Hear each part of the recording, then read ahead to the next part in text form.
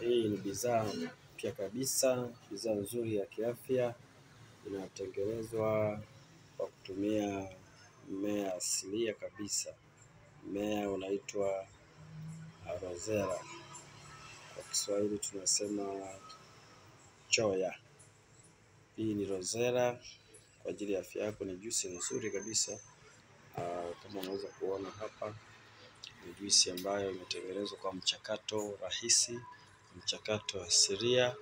Unakunywa, inakuburudisha, ina ladha nzuri, ni tamu, na pia inakupa afya yako kujengeka, inakupa mmeng'enyo wa chakula kuwa mzuri, pia inakupa nguvu ya mwili. Umechoka, ukishakunywa hii unajisikia vizuri, na pia inasafisha tumboni kama kuna uchafu wa vidudu, inakusafisha. Watu wenye matatizo ya choo ngumu, ukinywa hii hayo matatizo hutakuwa nayo tena.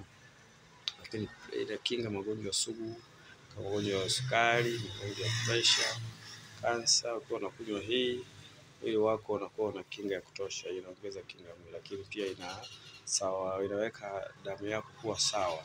Watu wenye damu chini, ukinywa hii damu yako inapanda, inafikia kwa level inayotakiwa. Damu ikiwa juu, bado tena itakupa afya njema, damu yako itarudishwa kwenye utaratibu unaotakiwa. Lakini pia ina balance uzito. Watu wenye uzito mkubwa, ukinywa hii, uzito wako unarudi kwenye hali ya kawaida kulingana na mwili wako. Lakini bado pia watu wenye vitambi vya ovyo ovyo, tumbo iliyojaa mafuta, ukinywa hii inaondoa.